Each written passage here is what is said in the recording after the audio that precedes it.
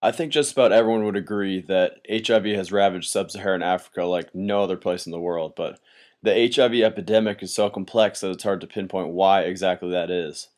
I think this complexity was one of the things that initially drew me to Africa, so for me, that's where the story begins.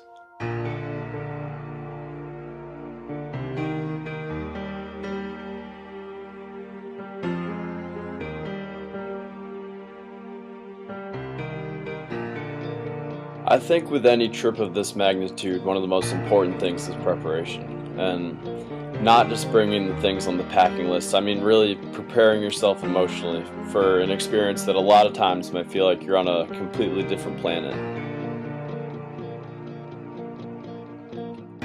I knew that things I would see in Zambia would be pretty heavy at times, and I had seen the death and blood and guts shadowing the ER and stuff, so going in, I felt ready for that side of things, and for the most part, I was right.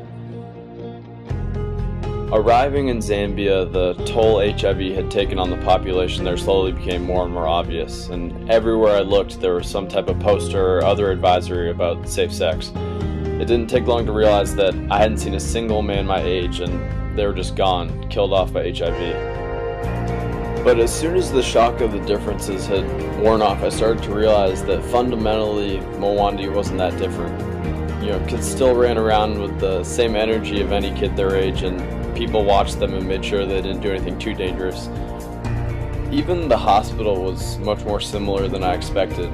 They had a lot of the same machines that I'd used in labs and NIH, and they could run pretty complex blood work and HIV-related tests like CD4. I started to realize that the thing that I hadn't prepared myself for was all the similarities. It was impossible to remove yourself from these tough situations and not feel some connection to the people that were suffering, because we were already falling in love with the place and the people, and it was impossible not to. I think the strongest connection I felt while in Mwandi was with the kids at the Orphan and Vulnerable Children Center. Whatever we did was so fun, and it was so obvious that they were having a blast and really loving our presence there, so that in itself was really rewarding. I initially came away from those afternoons of soccer feeling really energized from being around the kids, despite being a little beaten up, and feeling like I had been a positive role model. As I spent more and more time there, though, and got to talk to not only the kids, but a lot of the adults who volunteered there, I found out really fast that every single kid there had a story.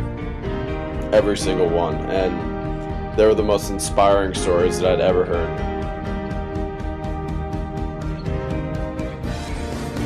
For a kid to lose both of their parents to HIV, which is one of the most excruciating ways to die, and still run around smiling every day is completely beyond me.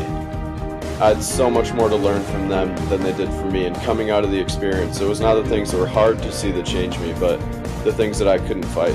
Like seeing myself in these kids and wondering what I had done to deserve to be born where I was and not in Mwandi. And it was easily the most humbling experience of my life. I think the life-changing part of the trip for me, and something that I think back to every day, is something that I didn't anticipate. And it's simply the smiles of the kids.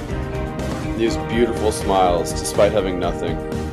No family, no material possessions, but they still smiled.